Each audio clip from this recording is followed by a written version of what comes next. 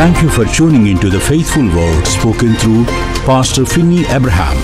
We believe that the word of God will not only transform you into His image, but also encourage you and empower you to move forward. As you listen to this message, we pray that you realize that His grace is sufficient for you.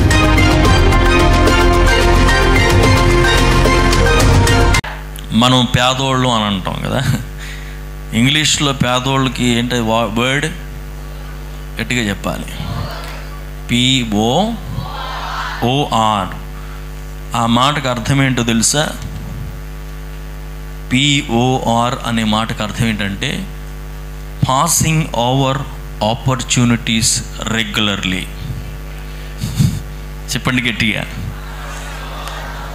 అంటే అవకాశములను, అనేకమైన అవకాశములను ఎప్పుడూ పోగొట్టుకుంటాం.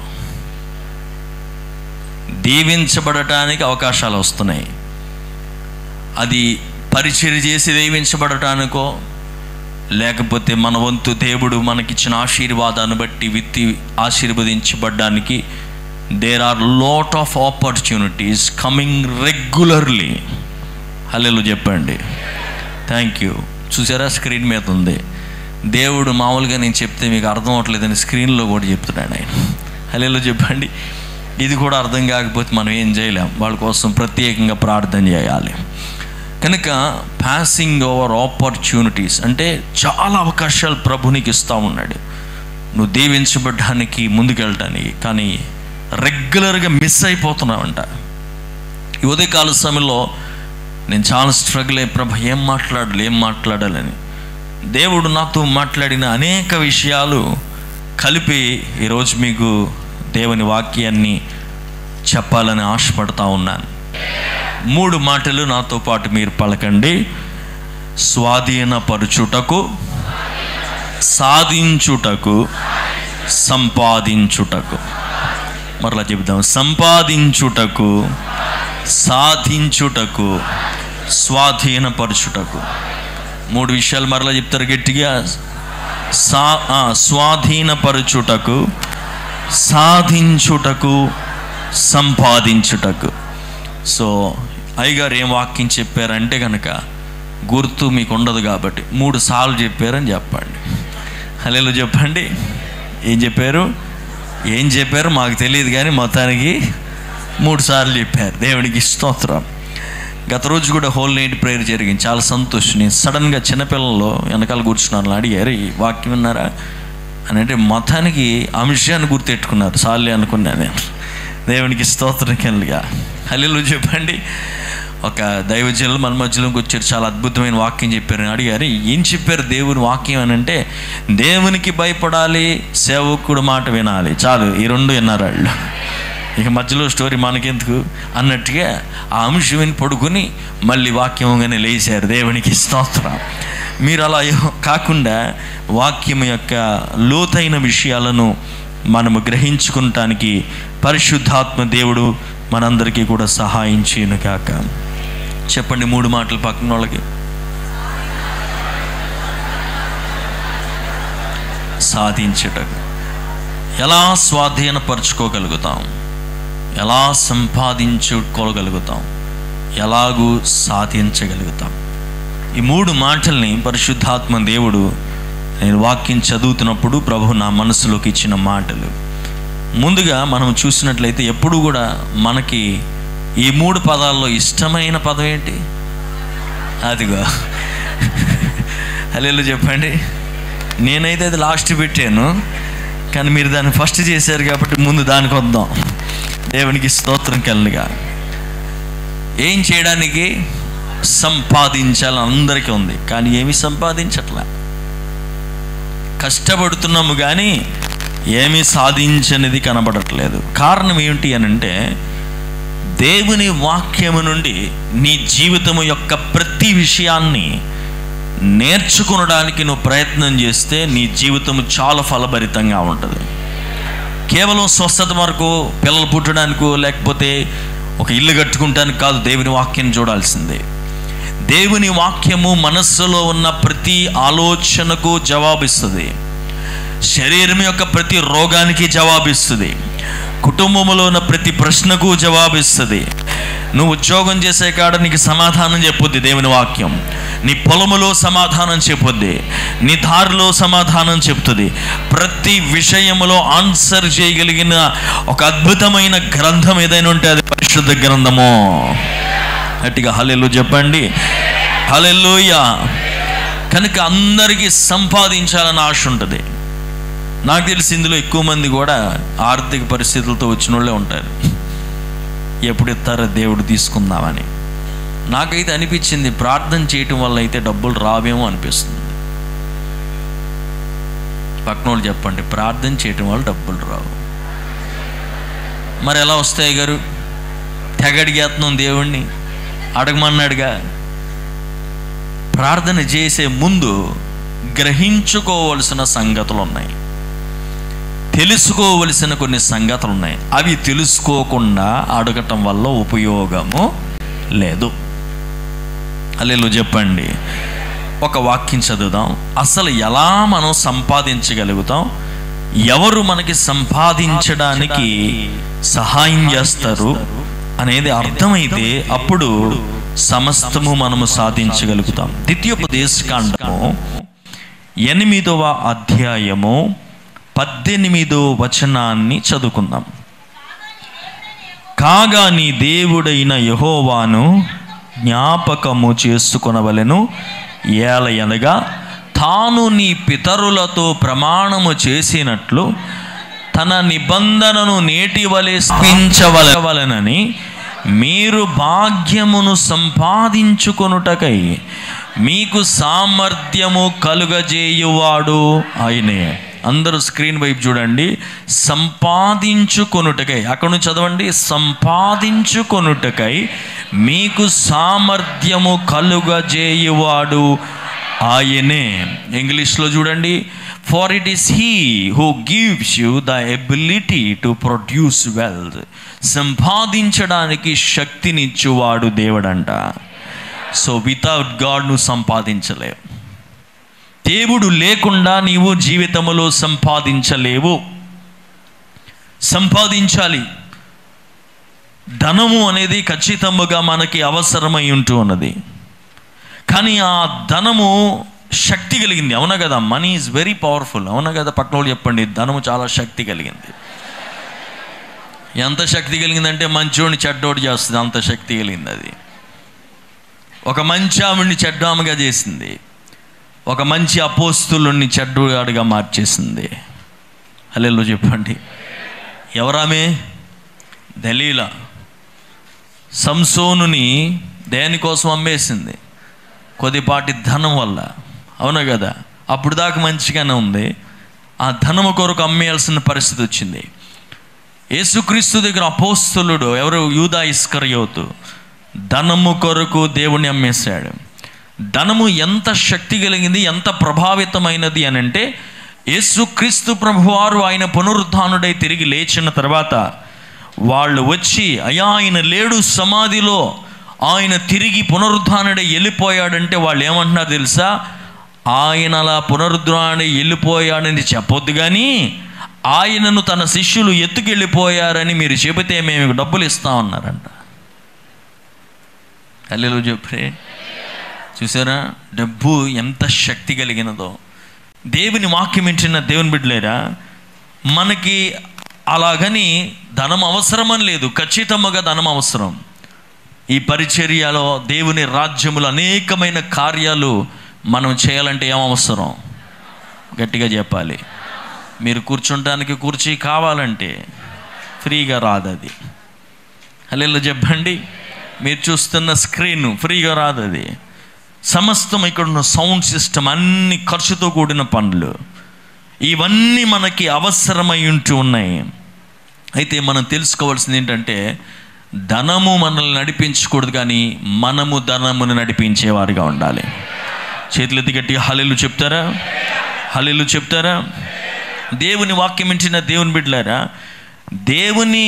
అంటే ఎందుకు విశ్వాసులు ఈరోజు ఆర్థికంగా ఫలభరితం అవ్వట్లేదు అని మనం ఆలోచించినట్లయితే, మన యాటిట్యూడ్ ధనము పట్ల మనకున్న స్వభావాన్ని బట్టే దేవుడు మనల్ని ఎంతైనా ఆశీర్వదిస్తాడు. దేవుడు అసలు ఎందుకు దీవిస్తాడు మనల్ని ఈ భూమి మీద ఆర్థికంగా అంటే బలముగా దేవునికి మహిమ తేవటానికి, దేవుని రాజ్యము యొక్క ఒక ఉద్దేశము కొరకు దేవుడు మనల్ని ఆశీర్వదిస్తాడు. అర్థమైన వాళ్ళు స్తోత్రం చెప్పండి, గట్టిగా హల్లెలూయా చెప్పండి. దేవుని వాక్యం ఏంటి? మనందరి ఆశ దేవా ఈరోజు ఒక్క విషయం మీరు తెలుసుకోవాలి. ముందుగా మీరు తెలుసుకోవాల్సిన బలమైన విషయం ఏమిటి అని అంటే, ఈరోజు దేవుని సన్నిధానంలో కూర్చొని ప్రభువా నా యొక్క ఆలోచన విధానం మారాలి. ఆలోచన విధానం ఏమిటి అని అంటే, నేను ఈ పేదరికంలో ఉండకూడదు, నేను ఒకరి దగ్గర అప్పు తెచ్చుకునే పరిస్థితి నాకు ఉండకూడదు, నేను మరలా చేతులు చాపే పరిస్థితి నాకు ఉండకూడదు, నేను అనేకులకు ఇచ్చేవాడిగా నన్ను మార్చాలి అని చెప్పాలి.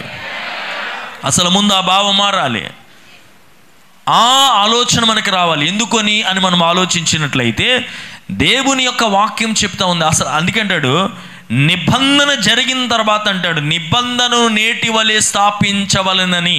ఏమండి, దేవుడు మనతో చేసిన చాలా నిబంధనలు ఉన్నాయి. ఆ నిబంధన ఏంటంటే నిన్ను తలగా చేస్తాను కానీ తోకగా చేయనన్నాడు, నిన్ను ఇచ్చేవాడిగా చేస్తాను కానీ తీసుకునేవాడిగా చేయనన్నాడు.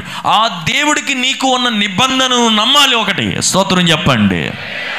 చాలామంది చాలా నిబంధనలు చేస్తారు పెళ్ళప్పుడు కదా, నేను నీతో పాటే ఉంటాను, పెళ్ళైనప్పుడు మాత్రం నిన్నేం పిలవమంటావు అని అంటారు, నన్ను హనీ అని పిలు, ఇంకేంటి షుగర్ లేకపోయినా షుగర్ అని పిలు అంటారు. హల్లెలూయా చెప్పండి. కానీ కొన్ని రోజులు పోయిన తర్వాత ఏమైపోతుంది, హనీ పోయి శ్రీమతి కాకరకాయ అని పిలవాల్సి వస్తుంది. అందుకే నయోమి అంది, నన్ను ఇంకా మీరు నయోమి అని పిలవద్దు, శ్రీమతి కాకరకాయ అని పిలవండి అంది. కాకరకాయ అంటే అర్థం ఏంటి? చేదు అని పిలవమంది. నిబంధనలు తప్పిపోతూ ఉంటాం. కానీ ఇక్కడ ఆలోచించుకోవాలి, దేవుడు మనతో చేసిన బలమైన నిబంధన ఏంటంటే, నన్ను అర్థం చేసుకొని నువ్వు నాతో బలమైన నిబంధన చేసుకుంటే కనుక నీకు కావలసినవన్నీ సాధించడానికి శక్తి నేను ఇస్తాను అంటున్నాడు. అర్థమైన వాళ్ళు హల్లెలూయా చెప్పాలి. కొంతమంది బయటికి రావాలి. ఈ రోజున భయంకరమైన కొన్ని ఆలోచనల్లో ఉంటాం మనం. ఆ 10 రూపాయల ఆలోచనలని పక్కన పెట్టాలి. హల్లెలూయా చెప్పండి. మించిన ఆలోచనలోకి రావాలి అంటే విశ్వాసం అండి. నేను ఎప్పుడు చెప్తా కదా, మహిమైశ్వర్యము చొప్పున మన ఆలోచన విధానం మారందే దేవుడు మనల్ని దీవించడు. హల్లెలూయా చెప్పండి. ఇప్పటికీ దేవునికి ఇచ్చే విషయంలో అండి ప్రతి వారం చెప్పకూడదు, చెప్పాలి నాకు తెలియదు కానీ కొన్ని సందర్భాలు చెప్పాలి అంతే. చెప్పడం నాకు ఇష్టం లేకపోయినా చెప్పాలి. కానుకలు నేను లెక్క పెట్టను, 2-3 సహోదరులు లెక్క పెడతారు. 15 కాగితాలన్నా తీసుకొస్తారు. అవి ఎలా ఉంటాయి అంటే చిరిగిపోయి యువతల నుంచి అవతల ఇంకోళ్ళు చూసేటట్టు ఉన్నాయి. నాకు మొన్న అనిపించింది, ఏంటి ప్రభువా వీళ్ళు ఇలా వేస్తున్నారు అని అనిపిస్తే, మొన్న రాత్రి అయ్యగారు వాక్యం చెప్తుంటే వెలిగింది నాకు. దాసుకున్నవన్నీ చెదలు పట్టేసినాయి అంట. హల్లెలూయా చెప్పండి. అన్నీ అయిపోయి ఇక దాసుకున్నాడు, ఆ దాసుకున్నది కూడా చెదలు పట్టేసి ఏం చేయాలో తెలియక తీసుకొచ్చి కాంకులో పడేసాడు. నీ జీవితం కూడా చెదబట్టేస్తుంది. హల్లెలూయా చెప్పండి. అది ఎలాగంటే బయటికి బాగానే ఉంటుంది, చెద లోపల ఏం తింటుందో తెలియదు, మొత్తం ఖాళీ చేసేస్తుంది. దేవుని వాక్యం ఏంటంటే దేవుని బిడ్డలారా మన యాటిట్యూడ్ మారాలి. దేవుడు ఏమంటున్నాడు తెలుసా, సంపాదించడానికి నేను శక్తిని ఇస్తాను అంటాడు. ఆ విషయంలో దేవుడు నాతో మనందరితో మాట్లాడే ఒక అద్భుతమైన ఒక మాట ఏంటంటే, దేవుడు అంటున్నాడు, అందుకు నేను ఎవరినైనా ఏ స్థితిలో నుంచైనా లేపగలుగుతానో, ఎంతటి కార్యమునైనా నేను చేయగలుగుతాను. కానీ ప్రభు నాతో చెప్పిన మాట, నాకు నేర్పించిన మాట ఏంటి తెలుసా, అబ్సల్యూట్ సరెండర్ అవ్వాలి నా ముందు అన్నాడు. పరిపూర్ణమైన సమర్పణ, లొంగుబాటు నా ముందు ఉండాలి అన్నాడు. హల్లెలూయా చెప్పండి. కొన్ని స్తోత్రాలు రావు అయినా పర్వాలేదు. సమర్పణ ఏంటో చెప్పనా, ధైర్యముగా ఎంతమంది కూర్చున్నవారు ఇక్కడ నాతో సహా ప్రతి ఒక్కరు గుండెల మీద చెయ్యేసుకొని, దేవుడు నాకు ఇచ్చింది ఏదైనా తిరిగి నేను దేవునికి ఇవ్వగలను అన్న దమ్ము ఎవరికి ఉందో చెప్పండి. ఒక అద్భుతమైన మాట నన్ను చాలా ఆశ్చర్యపరిచింది. ఆ ఆశ్చర్యమైన పదం ఏంటి అని అంటే, దేవుడు అంటున్నాడు, బంధములకు విలువిచ్చేవాడే సంపాదించగలుగుతాడంట. అర్థమైందా మీకు? దేవుడు నీకు ఇచ్చే కొన్ని బంధములకు విలువిస్తేనే నువ్వు సంపాదించగలుగుతావంట. దేవుని వాక్యంలో చాలా స్పష్టంగా రాసింది చూడండి. లూకా సువార్త 6వ అధ్యాయము 38వ వచనాన్ని ఒకసారి అందరం చదువుదాం. లూకా సువార్త 6వ అధ్యాయం 38వ వచనం.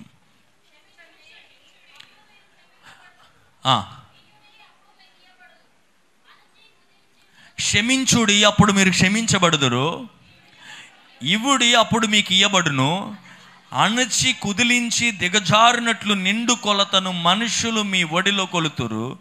మీరు ఏ కొలతతో కొలుతురో ఆ కొలతతోనే మీకు మరలా కొలవబడినని చెప్పాను. దేవునికి స్తోత్రం కలుగా.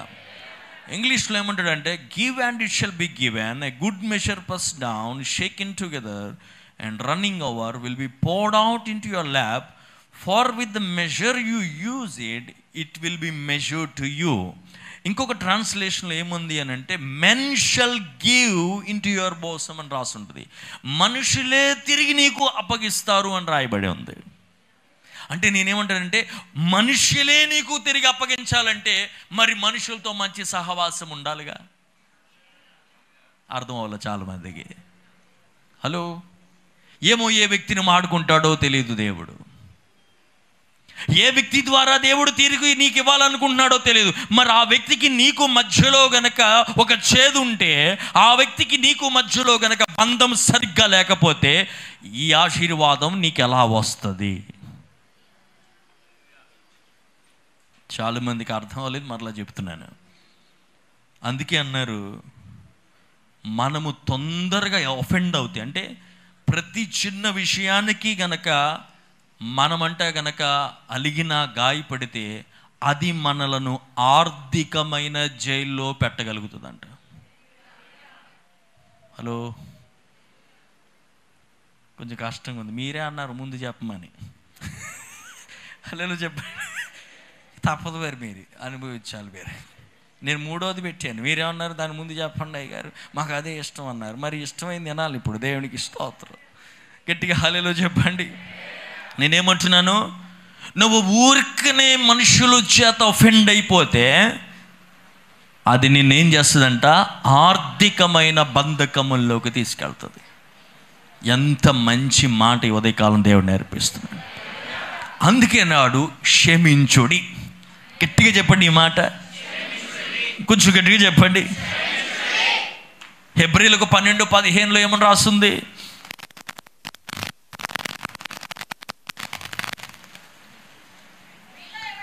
మీలో ఎవడైనను దేవుని కృపను పొందకుండా తప్పిపోవునేమో అనియు, చేదైన వేరు ఏదైనా మొలచి కలవరచపరచుట వలన అనేకులు అపవిత్రులై పోవుదరేమో అనియు. దేవునికి స్తోత్రం కలుగా. మీలో ఎవడైనను దేవుని కృపను పొందకుండా తప్పిపోవునేమో అనియు, చేదైన వేరు ఏదైనా మొలచి కలవరపరచుట వలన అనేకులు అపవిత్రవుదురేమోననియు. అంటే నీ వలన, నీ చేదు, నీ జీవితంలో పెట్టుకున్న చేదు వలన, నీవు క్షమించలేని నీ స్వభావం వలన అనేకులు ఆటంకపరచబడుతున్నారు. అంతకంటే ఎక్కువ నీ ఆశీర్వాదం కూడా ఆగిపోతుంది. హల్లెలూయా, హల్లెలూయా. యోబుకి ఏ చేదు లేదు కాబట్టి 2 ఆశీర్వాదం పొందాడు. ఎంత చేదు పెట్టుకోవాల్సినోడండి యోబు, కానీ ఏ చేదు లేదు ఆయనకి. అందుకనే దేవుడు అతన్ని 2 ఆశీర్వదించాడు. మనకి చేదు లేదని కాదు, ఉంది. క్షమించలేని పరిస్థితులు లేవని కాదు, ఉంది. కానీ వాటిని అన్నిటికీ అధిగమించే దేవుని సన్నిధి ఉంది మన దగ్గర. హన్న మాటికి పెనిన్న చేత ఇబ్బందులు పడతా ఉంది. ఎన్నో నిందలు, చేదులు అంటే అనుభవం ఎదురవుతుంది. కానీ ఆమె దేవుని సన్నిధికి వచ్చి ప్రార్థన ద్వారా దాన్ని అధిగమించటం వల్ల భవిష్యత్తు చూడగలిగింది. అది ఆ చేదు పెట్టుకుంటే భవిష్యత్తు కనబడేది కాదు. ఆ భవిష్యత్తు ఎవరు? అద్భుతమైన సమూయేలు అని చెప్పుతున్న ఒక గొప్ప ప్రవక్త. నీ బిడ్డే నీ భవిష్యత్తు కాబట్టి క్షమించు యేసు నామములో. హల్లెలూయా చెప్పండి. Your children are your future. నీ బిడ్డలే రేపటి నీ భవిష్యత్తు. వారి నిమిత్తం క్షమించడానికి ఇష్టపడు, వారి నిమిత్తం తగ్గించుకోవడానికి ఇష్టపడు, వారి నిమిత్తం బంధములు కాపాడుకోవడానికి ఇష్టపడితే పరిశుద్ధాత్మ దేవుడు అంటున్నాడు, నీ ఆగిపోయిన కొన్ని ఆశీర్వాదాలు ఈ ఉదయకాలము దేవుడు విడుదల చేస్తాడు. ఆయన నమ్మిన వారు చేతులెత్తి హల్లెలూయా చెప్తారా? గట్టిగా హల్లెలూయా చెప్తారా? అందరూ చెప్పండి, నేను చేదును విడిచిపెట్టాలి. చెప్పండి, గట్టిగా చెప్పండి, నేను క్షమించాలి అని చెప్పండి, నేను క్షమించాలి అని చెప్పండి. హల్లెలూయా. అందుకే ఎందుకు చెప్పా, పూర్ అనే మాటకు అర్థం ఏంటి? Passing over opportunities regular. క్షమించే అవకాశం వస్తుంది, పోగొట్టుకున్నావు. బంధము తిరిగి కలుపుకునే అవకాశం ఉంది, పోగొట్టుకుంటున్నావు. దేవుడు అంటున్నాడు, ఇది ఏం చేస్తుంది అంటే దినము దినము నిన్ను పేదవాడిని చేసేస్తుంది. ఆత్మీయంగాను భౌతికంగాను అన్ని విషయాలలో నిన్ను ఏం చేస్తుందంటే పేదరికంలోకి తీసుకెళ్ళిపోతుంది. నేనంటాను, ఒక చిన్న విషయానికి విలువ ఇవ్వలేని వాడిని దేవుడు ఒక గొప్ప విషయాన్ని ఎలా చెప్తాడు. ఒక చిన్న బంధములో క్షమించలేని వాడిని, ఒక చిన్న బంధమును కాపాడుకోలేని వాడిని ఒక ఉన్నతమైన స్థితిలో ఉంచి అనేకమైన బంధములు ఎలా ఇవ్వగలుగుతాడు? గట్టిగా హల్లెలూయా చెప్తారా?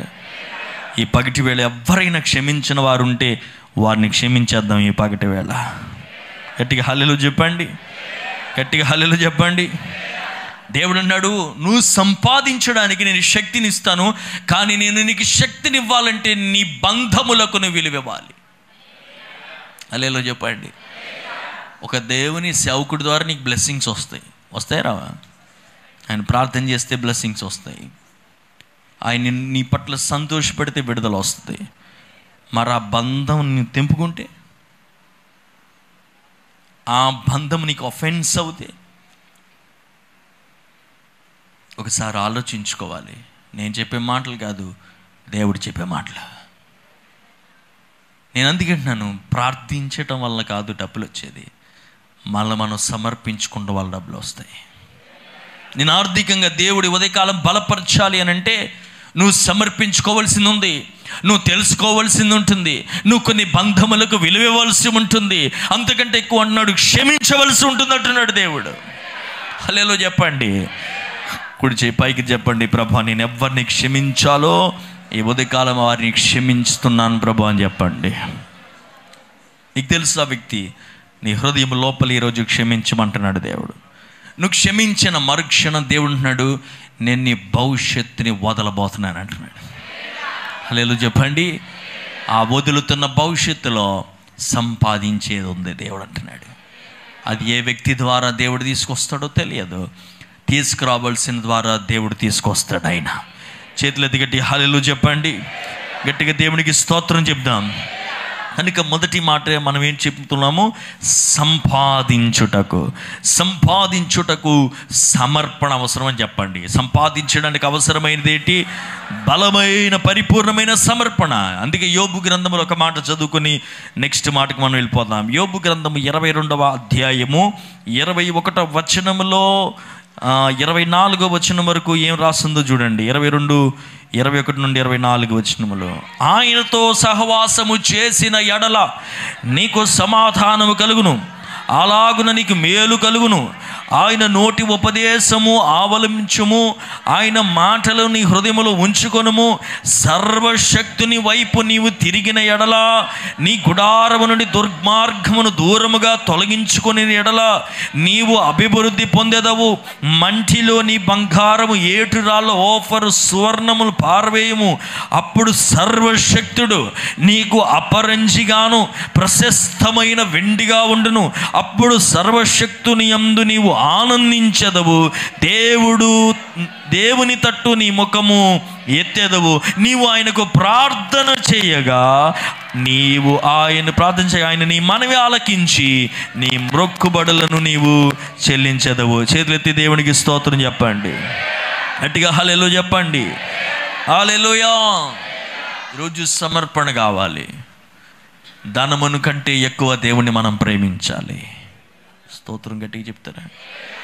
ధనము కంటే ఎక్కువ ఎవరిని ప్రేమించాలి? దేవుడు ఏదైనా ఇవ్వగలుగుతాడు. ఇచ్చిన తర్వాత గర్వం రాకూడదు. చెప్పండి, ఇచ్చిన తర్వాత ఏం రాకూడదు? గర్వం ముందేముంటుంది? నాశనం ఉంటుంది. అన్నీ మనకు తెలుసు. దేవునికి స్తోత్రం. గట్టిగా హల్లెలూయా చెప్పండి. కనుక దేవుని వాక్యం వింటున్న దేవుని బిడ్డలారా, సంపాదించుటకు దేవుడు మనకేమిపోతున్నాడు? శక్తిని పోతున్నాడు. నేను చెప్పినట్టుగా దేవుడు పదే పదే ఏమంటున్నాడు తెలుసా? సంఘములో దేవుడు మనకి చాలా విషయాల్లో నలిగిపోయి మనము ఇరుక్కిపోయిన అనేక విషయాల్లో దేవుడంట రెక్కలు ఇవ్వబోతున్నాడు ఎగరటానికి. మొన్న ఏ రెక్కలు ఇచ్చాడు మనకి? పక్షిరాజు రెక్కలు ఇచ్చాడు. ఆ పక్షిరాజు రెక్కల గురించి దేవుడు మాట్లాడాడు. ఈరోజు కూడా దేవుడు ఇంకొక రెక్కల గురించి కొద్దిని మాట్లాడాడు ప్రభు నాతో. అయితే ఆ మాట్లాడే ముందు పక్షిరాజు రెక్కల గురించి ఇంకొక మాట కూడా మీకు జ్ఞాపకం చేస్తాను. చూడండి, ప్రకటన గ్రంథం 12వ అధ్యాయము 14వ వచనములో చూడండి. 12వ అధ్యాయం 14వ వచనం ప్రకటన గ్రంథం. అందువలన ఆమె అరణ్యములో ఉన్న తన చోటికి ఎగురునట్లు గొప్ప పక్షిరాజు రెక్కలు 2 ఆమెకి ఇయ్యబడిను.